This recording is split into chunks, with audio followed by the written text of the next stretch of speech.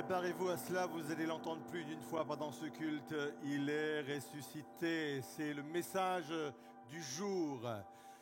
C'est Pâques, vous le savez, et Pâques, c'est l'événement qui nous enseigne quelque chose d'important, et ce sera le titre de mon message ce matin, c'est que rien n'est définitivement fini, même lorsque tout semble perdu. Et j'espère que ça vient vous chercher ce matin dans une situation qui vous est personnelle. Sans doute que quelqu'un a besoin de retrouver l'espoir, l'espérance. Rien, absolument rien n'est définitivement fini, même lorsque tout semble perdu, que vous puissiez recevoir cette parole. Pour étayer cette vérité, je vais m'appuyer sur cette histoire-là qui a été exprimée d'une façon scénique. Peut-être l'avez-vous reconnue. Il est question de Marthe et Marie et de leur frère Lazare. C'est sans doute le miracle le plus puissant que Jésus a pu accomplir tout au long de son ministère. Et cette histoire, elle est vraiment intéressante. Cette histoire où il y a de la souffrance, cette histoire où il y a du deuil est très intéressante. Pourquoi ? Parce qu'elle vient confronter ou nous confronter à nos présupposés, nos croyances, pour ne pas dire nos théologie. C'est Martin Luther, le réformateur, qui a dit ceci. Il a dit « Les épreuves et les souffrances sont les meilleurs théologiens ». Vous avez remarqué, on a tous nos présupposés, on a tous nos conceptions théologiques sur des sujets. Et quand arrive l'épreuve, quand arrive le deuil, la souffrance, eh bien tous ces concepts qu'on a peut-être entendus ou qu'on a peut-être proclamés, tous ces concepts partent en fumée. Parce qu'encore une fois, Martin Luther a raison, la souffrance, c'est le meilleur des théologiens. C'est un peu comme dans la vie, vous savez, vous avez des gens de la vie, ils ont des conceptions de la vie. Et moi, j'aime les écouter parce qu'ils ont des idéaux sur le mariage, sur la famille, sur le travail. Et au fur et à mesure qu'ils parlent, il y a une voix intérieure qui monte et qui dit « lol ». Parce qu'on sait très bien que la vie va venir bousculer un peu toute leur théologie, tous les principes qu'ils peuvent avoir. Quelqu'un a dit, en littérature, on corrige ces épreuves. Dans la vie, ce sont les épreuves qui nous corrigent. Et c'est effectivement souvent le cas. Parfois, on n'a pas de problème avec Dieu. Parfois, on a un problème avec notre théologie sur Dieu. Et c'est ce qui nous met parfois en difficulté. C'est le fait qu'on soit en difficulté parfois devant la compréhension de certains événements, ce n'est pas un problème de Dieu, c'est un problème de ma théologie sur Dieu. Et c'est pour ça que cette histoire-là de Marthe, Marie, Lazare est très intéressante. Et on va voir ce matin 3 domaines où cette histoire vient confronter nos croyances, pour ne pas dire nos théologies. Premièrement, elle confronte nos croyances sur la nature de l'amour de Dieu. Jésus avait des bons amis en la personne de Marthe, Marie et Lazare. Il est dit, Jean 11, verset 5, Jésus aimait Marthe et sa sœur ainsi que Lazare. Et le verbe aimer employé ici est tagapao, qui est plus qu'une simple amitié. C'est un attachement fort. C'est vraiment fort. Ce sont des personnes qui étaient chères à la vie de Jésus. Jésus avait besoin de ce type d'amitié. Jésus avait besoin de ce type de personnes. Je pense que c'était sa bouffée d'oxygène. Quand il allait à Béthanie, eh bien, il rentrait dans la maison, il y avait une bonne cuisinière qui était là, des bons plats, des spaghettis, tout ce que vous voulez. Et il était là. Et c'était sa bouffée d'oxygène à Jésus. C'était vraiment de vrais amis, quoi, des amis sur lesquels on peut compter. Il était très attaché à eux. Et un de ses amis chers va tomber gravement malade. Et quand les sœurs vont envoyer des messagers pour avertir Jésus, elles vont lui rappeler cet attachement particulier qu'il a pour la famille et entre autres pour Lazare. Jean 11, verset 3, il est dit ceci, « Les 2 sœurs envoyèrent quelqu'un dire à Jésus, « Seigneur, c'est pas n'importe qui est malade. Seigneur, ton ami est malade. » D'autres versions disent, « Celui que tu aimes est malade. C'est pas le premier venu, excusez-moi l'expression, il n'y a pas de premier venu pour Jésus. Mais c'est quelqu'un d'important, c'est quelqu'un qui lui est cher, ton ami. Et je pense que les sœurs de Lazare vont utiliser cet argument comme un argument massu, comme un argument « Sésame, ouvre-toi ». Forcément, toi qui es capable de te déplacer pour d'autres personnes, toi qui es capable de manifester ta puissance pour d'autres personnes, si ton ami cher est malade, forcément, il est prioritaire. Tu vas te déplacer. À cette nouvelle, Jésus va faire quelque chose de surprenant pour la famille, pour ne pas dire d'incompréhensible. Jean 11, verset 6. Or, quand Jésus apprit que Lazare était malade, il resta encore 2 jours à l'endroit où il se trouvait. Il aime tellement son ami que quand on lui apprend qu'il est gravement malade, qu'il passe par un moment de difficulté, il aime tellement son ami qu'il reste à rien faire. Qu'il attend 2 jours avant de se bouger. C'est pas logique. Et je comprends que les sœurs soient bousculées. Il y a des moments dans la vie où on se serait attendu à ce que notre statut de chrétien nous épargne certaines choses. Et non. Et ça vient nous chercher, et ça vient nous heurter parce que ça n'a pas de sens. Et ça remet en question notre amour de Dieu ou l'amour que Dieu peut manifester à notre égard. Et là, c'est vraiment important. C'est la leçon qui va se dégager de ce point-là. Vous savez qu'il existe plusieurs langages de l'amour sur le plan humain. Je vais le mettre devant vous, comme ça peut servir à quelqu'un juste en passant comme cela. Il y a plusieurs langages de l'amour. Il y en a 5, ça a été mis en application par ce pasteur théologien américain, conseiller conjugal, qui est Gary Chapman. Et il en a identifié 5. Les paroles valorisantes. Voilà un langage d'amour. Mesdames, si votre conjoint n'a pas coché ça, je vous autorise à lui donner un coup de coude. Tu me dis jamais que tu m'aimes. Tu sais que je t'aime. Oui, mais dis-le. Deuxième, les moments de qualité. Imaginez, mesdames, je vous parle à vous parce que, franchement, les personnes les plus défaillantes sont les hommes dans ce domaine-là. Je veux voir les femmes avec moi, là. Vous êtes là, mesdames, vous êtes là.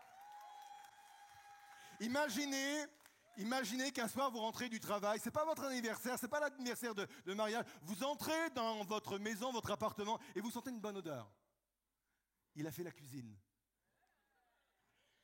Il a mis la table, il a mis la nappe. En principe, on ne met jamais de nappe. Mais cette fois-ci, il a mis une nappe. Je ne sais pas où il l'a trouvée. Je ne suis pas sûr que ce soit une vraie nappe. Mais c'est quelque chose de blanc qui est dessus. Et ça lui plaît. Les assiettes sont mises, les couverts, tout beau, bref. Et là, en tant que dame, vous vous dites, oh, 2 choses l'une. Soit il a fait une telle bêtise qu'il doit ramer au travers de cette soirée pour se faire pardonner, ou alors là, il a compris un concept qu'il n'avait pas jusque ce jour, ça fait partie du langage de l'amour, les moments de qualité que l'on peut poser. Ça, c'est le deuxième. Il y a un autre langage d'amour, ce sont les cadeaux. Oh. Au premier culte, il y avait des gens qui étaient là, ils ont crié littéralement. En manque de cadeaux, je ne sais pas, en manque de cadeaux, les cadeaux. 4e, les services rendus. Et enfin, le toucher physique. Important aussi, ça. Ça, ce sont des langages d'amour, les 5 langages principaux de l'amour qui doivent se manifester sur le plan humain. Mais j'aimerais vous dire que Dieu aussi, Jésus lui-même, a un classement aussi par rapport à ça. Le langage d'amour que Dieu apprécie plus que tout, ce n'est pas la louange, même si la louange est importante. Le langage d'amour que Dieu apprécie plus que tout, ce ne sont pas les danses, même si la danse est une expression d'amour à l'égard pour Dieu. Tous ceux et toutes celles qui dansent pour Dieu, ils dansent par amour devant Dieu. Ce n'est pas non plus le service, ce n'est même pas mon offrande. Ce n'est même pas ma piété. le langage le plus élevé dans la hiérarchie de Dieu, le langage le plus élevé de l'amour que Dieu veut recevoir de moi, c'est la confiance. C'est pour cela que, oui, je vous aime, Marthe, Marie, j'aime Lazare, c'est mon amour pour vous, vous m'êtes cher, mais vous m'êtes aussi redevable par rapport à cet amour. Quel est, vous, votre langage d'amour le plus élevé? J'attends de vous, comme preuve d'amour, la confiance. Et ça vient me bousculer un peu dans ma théologie, ça vient me confronter dans ma croyance. Dieu attend de nous, je ne sais pas où vous en êtes ce matin, vous qui êtes devant vos écrans et vous qui êtes là, je ne sais pas où vous en êtes, vous êtes confrontés, vous interrogez l'amour de Dieu, mais je suis ton enfant et pourquoi? Peut-être que Dieu dit pour moi en me faisant confiance.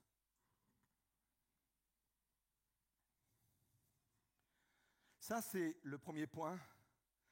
Cette histoire, Marthe, Marie, Lazare, vient confronter ma croyance sur la nature de l'amour de Dieu. Deuxièmement, ça vient me confronter ma croyance sur ma vision du miracle. Je vais mettre devant vous, je l'ai fait la semaine dernière, parce que je veux qu'on se comprenne bien quand on parle de miracle, la définition du miracle. Événement extraordinaire, vous vous souvenez, je vous ai mis ça devant vous la semaine dernière, souvent inexplicable par les lois naturelles ou scientifiques, qui est perçu comme une intervention divine ou surnaturelle. Voilà un miracle. Mais nous avons dans nos milieux protestants évangéliques une conception un peu simpliste de ce qu'est un miracle. Je remarque que le miracle dans nos conceptions un peu évangéliques peut ou pourrait ressembler à un pouce-bouton. Nous sommes dans un lieu public, donc il y a des normes de sécurité et un peu partout, il y a des boutons d'urgence en rouge pour appuyer s'il y a besoin. Et j'ai l'impression que dans notre théologie évangélique, il y a cette conception du miracle. J'ai besoin de Dieu, j'appuie sur le bouton et je reçois ce dont j'ai besoin. Sans doute parce qu'on a aussi une mauvaise interprétation des évangiles. C'est vrai que dans les évangiles, on voit des miracles instantanés. Je ne dis pas que ça n'existe plus. Mais c'est un contexte particulier. Jésus n'exerce son ministère que pendant 3 ans et demi. Il va passer dans des endroits où il ne repassera pas. Bref, c'est particulier. Il touche une certaine population. Et c'est vrai, instantanément, il peut guérir. Et le mot aussitôt revient régulièrement dans les évangiles aussi. Et je ne dis pas que Dieu n'intervient plus comme cela. Mais je veux dire, par expérience, et en prenant le recul nécessaire sur l'ensemble de la parole de Dieu, je veux dire que le miracle fait souvent appel à un processus. Je voudrais que vous puissiez retenir cela. Le miracle, majoritairement, ce n'est pas un presse-bouton, mais le miracle, majoritairement, fait appel à un processus. On sent que ce processus vient déstabiliser les sœurs. Parce que dans leur conception de la foi, dans la conception du miracle, il fallait que ça se passe rapidement. D'ailleurs, les interpellations qu'ils vont faire au Seigneur Jésus tournent autour de cela. Si tu avais été plus vite, on n'en serait pas là. Jean 11, verset 21, Marthe dit à Jésus, « Seigneur, si tu avais été ici, mon frère ne serait pas mort. » C'est le processus qui est dénoncé. Verset 32, Marie à son tour, elle vient remettre une couche. Marie arriva là aussi où se trouvait Jésus. Dès qu'elle le vit, tout de suite, la première remarque qui lui vient à cœur, elle se jeta à ses pieds et lui dit, « Seigneur, si tu avais été ici, mon frère ne serait pas mort. » C'est normal de ne pas comprendre les délais. C'est même normal d'interroger Dieu sur les délais.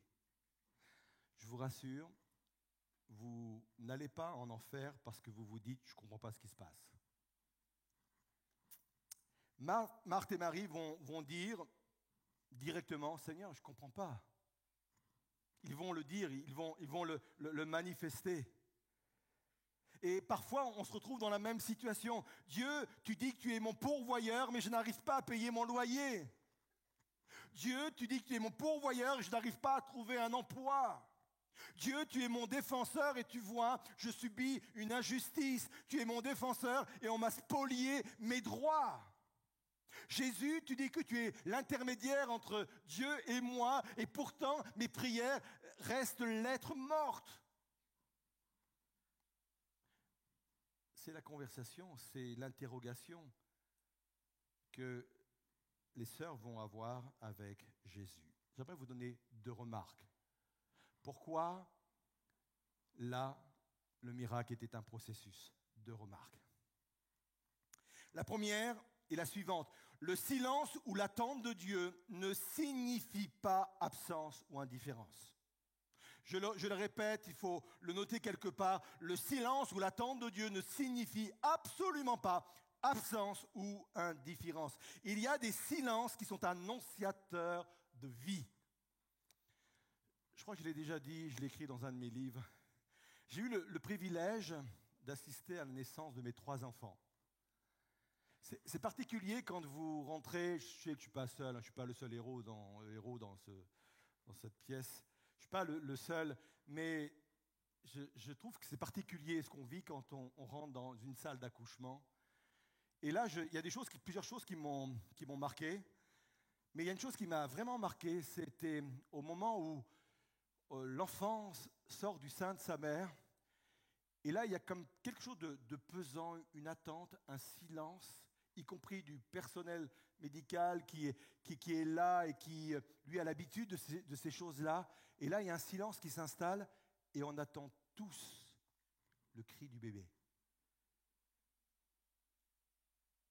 C'est un silence annonciateur de vie. Ça fait du bien d'entendre ce cri. Après, on passe toute la vie à vouloir les faire taire.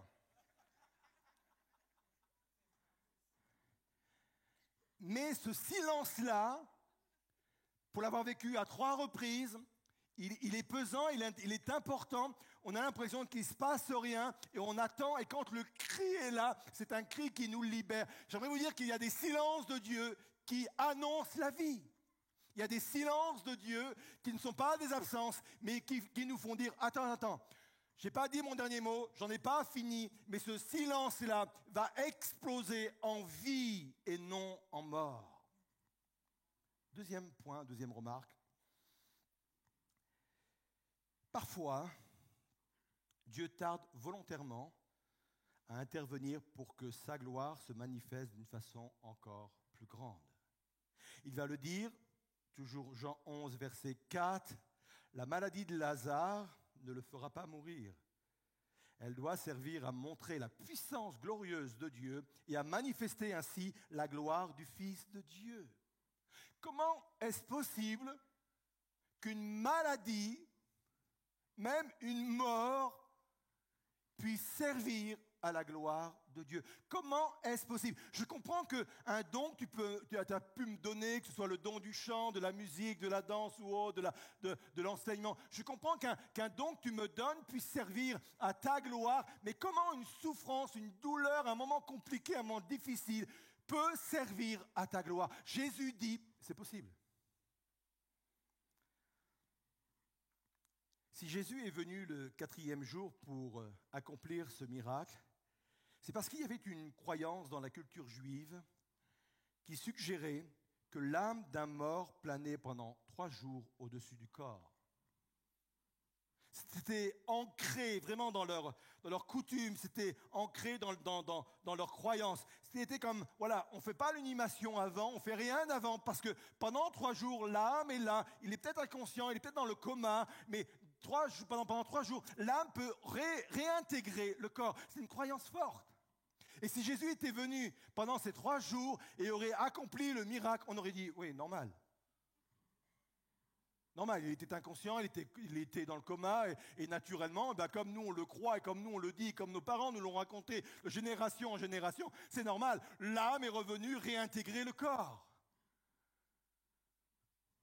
Et il y a des miracles qui pourraient se produire plus vite dans nos vies, mais qui n'auraient pas l'impact si Dieu permettait que ça aille beaucoup plus loin dans ce sens, peut-être dans la dégradation de notre situation ou dans l'attente. Et au bout du 4e jour, quand le miracle a été accompli, personne ne pouvait dire c'est normal. Tout le monde était capable de dire, là, franchement, là, il y a un miracle. Et parfois, Dieu attend effectivement que notre situation mûrisse. C'est dur à entendre, c'est dur à vivre et je compatis sincèrement à la souffrance que plusieurs peuvent connaître, mais Dieu attend que ça puisse mûrir pour que la gloire en soit encore beaucoup plus grande. Ça nous échappe, c'est au-delà de nous et pourtant c'est important. Et autre chose également, Jésus ne veut pas faire un miracle en passant comme ça, mais il veut que cet événement soit marquant. Lazare était connu. Il était estimé de toute la région et en particulier des notables juifs. Jésus voulait ressusciter ce mort-là parce qu'il savait que cette mort-là et cette résurrection-là auraient un impact extraordinaire dans toute la région, dans les milieux religieux et au-delà des milieux religieux. Il avait choisi quelque part cet homme-là, cette résurrection-là, parce qu'il savait que ça allait impacter au-delà de toute espérance. Vous êtes là ?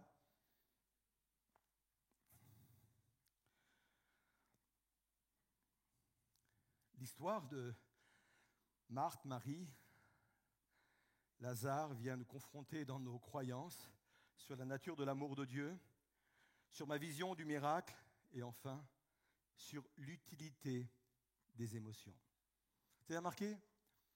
Dans cette histoire, tout le monde pleure. Normal. C'est un jour de deuil.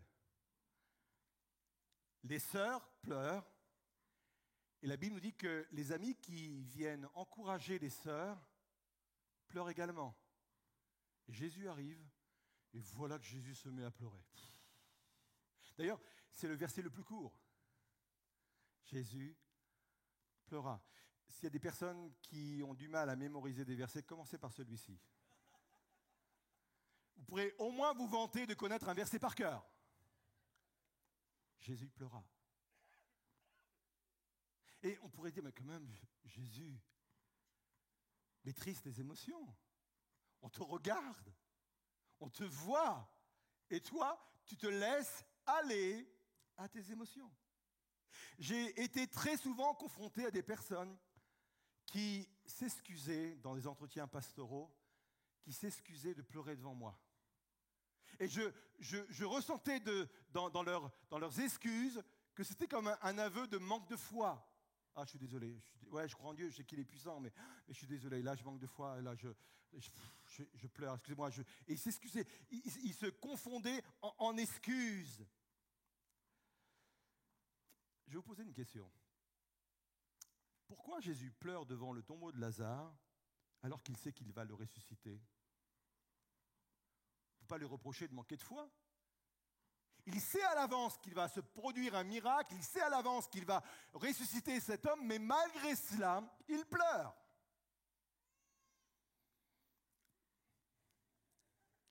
C'est bien que les prédications soient illustrées. Hein? Merci Seigneur.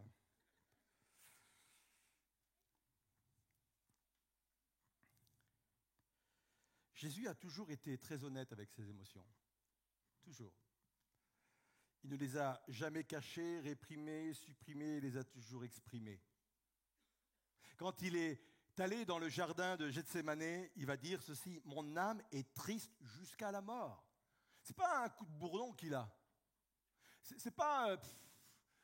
c'est pas en forme aujourd'hui. La Bible me dit qu'il était triste. Voilà une émotion forte. Il était triste jusqu'à la mort. C'est puissant. Il a même exprimé ses émotions par la colère. Vous avez droit à la colère. Mais attention, l'apôtre dit, si vous vous mettez en colère, ne péchez pas. Ça veut dire qu'on peut se mettre en colère sans pécher ou on peut se mettre en colère en péchant. La colère peut nous amener à avoir des attitudes qui sont des péchés. Violence sur le plan verbal, sur le plan malheureusement physique parfois. Bref, Jésus s'est mis en colère devant l'hypocrisie des religieux. Sur la croix, il a exprimé sa douleur, son émotion, son sentiment de rejet. Il a dit, mais mon Dieu, mon Dieu, mon Dieu, pourquoi m'as-tu abandonné ? C'est fort comme émotion. Jésus a toujours été honnête avec ses émotions. Les émotions sont faites pour être exprimées, parfois pour être confessées quand on les exprime maladroitement. Pourquoi Jésus a exprimé ses émotions? Pourquoi il a pleuré alors qu'il savait qu'il allait ressusciter Lazare? Il s'est laissé aller à ses émotions parce qu'il était triste de voir les autres tristes. Ça vous arrive jamais, ça? Moi, il ne faut pas pleurer devant moi, hein, parce que moi, je pleure avec vous. Hein. J'ai du mal à supporter quelqu'un qui est dans la souffrance, dans la tristesse. Et Jésus, il pleure parce qu'il voit ses amis, en la personne de Marthe et Marie, il voit la souffrance, il voit les amis. Et c'est triste. Ben, il pleure aussi, il est triste de les voir tristes. Et je pense également qu'il pleure pour une seconde raison. Il a aussi en lui, il fait aussi en lui son propre cheminement intérieur. Car lui, il sait très bien que dans 8 jours ou dans 15 jours à peu près, il va vivre la même chose. Il sait que le miracle qu'il va accomplir, c'est le miracle entre guillemets de trop. Aux yeux des religieux, ce miracle-là, ce signe-là va devenir insupportable aux yeux des religieux, au point qu'ils vont dire, mais ce gars-là, il faut l'éliminer. Et quand vous lisez l'histoire, vous allez voir que c'est déclencheur sur le fait que dire, on va l'arrêter maintenant et on va le mettre à mort maintenant. C'est trop. Il sait tout cela. Et Jésus pleure. C'était pas rien d'aller à la croix. Hein. Il pleure. La grande leçon que je souhaiterais laisser ce matin, c'est que mes émotions sont utiles, doivent être exprimées parce qu'elles peuvent devenir une semence. Retenez bien ça. C'est quelque chose à noter, notez cela, mes émotions peuvent devenir une semence.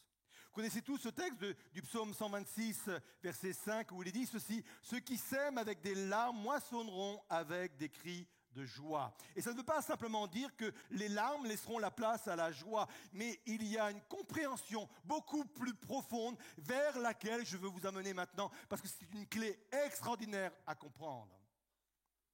Ce texte dit, « Mes larmes, mes émotions, répandues dans la présence de Dieu, deviennent une semence pour ma guérison, pour mon relèvement et pour mon exaucement. » Retenez bien ça, c'est extrêmement important.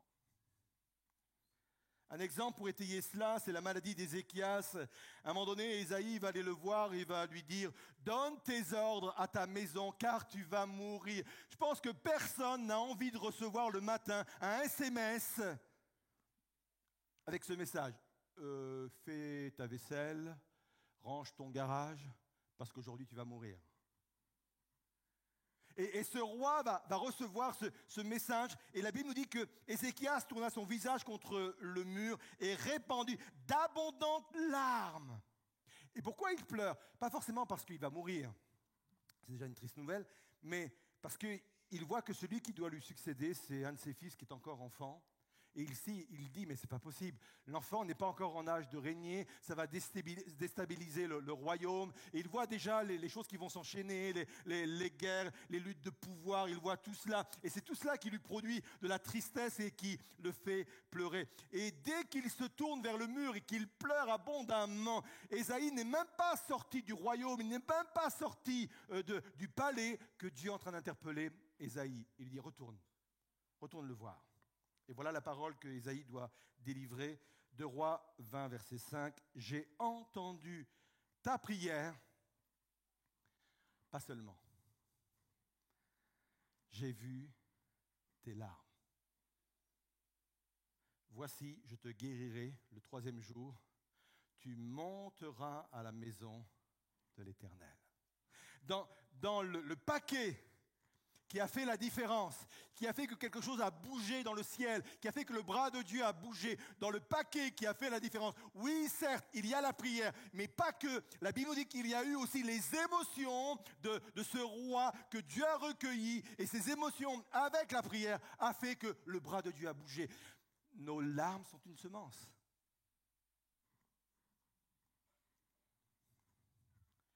David va le confirmer dans le psaume 56, verset 9.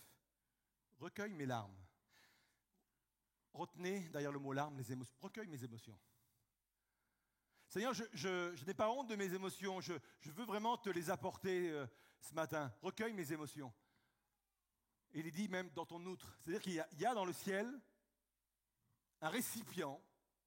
C'est peut-être spirituel, c'est une image, mais peu importe, gardons cette image. Il y a un récipient qui est là pour recueillir nos émotions. Et quand ce récipient est plein, Dieu le met sur la balance avec nos prières. Et c'est ce qui peut faire la différence. C'est fort. Ne sont-elles pas inscrites dans ton livre? En plus, chaque larme est comptabilisée. Oui, je sais que pour certaines personnes, Dieu doit avoir un livre, épais, mais ce n'est pas grave, c'est une semence. Peut-être que tu pleures sur ta couche le soir, la nuit, c'est une semence. Peut-être que tu pleures pour un enfant aujourd'hui, c'est une semence. Tu pleures pour un conjoint, un mari, une femme, c'est une semence.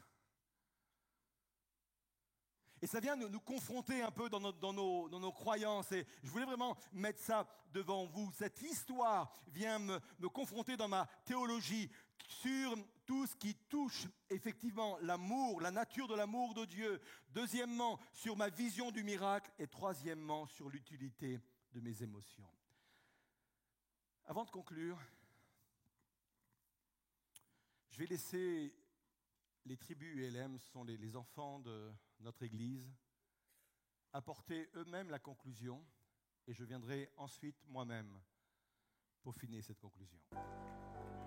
C'était important de laisser les enfants exprimer ce message-là, car sans ce message-là, je n'aurais pas de conclusion à vous donner. Je pourrais vous donner une conclusion humaine avec de l'aide humaine et c'est important aussi. Dieu a qualifié des hommes et des femmes pour venir nous aider dans tant de domaines et il faut les utiliser, que Dieu soit béni. Ça peut être des thérapeutes, ça peut être des amis, ça peut être des pasteurs, ça peut être n'importe qui et c'est une chose. Mais parfois, le soutien humain ne suffit pas, la solution humaine n'est pas suffisante. Parfois, il n'y a même plus d'espoir sur le plan humain. C'est pour cela qu'il fallait qu'ils viennent. Il fallait qu'il quitte son ciel de gloire pour venir marcher sur la terre des hommes. C'est le plus grand miracle. Dieu marchant sur la terre au travers de son Fils Jésus-Christ.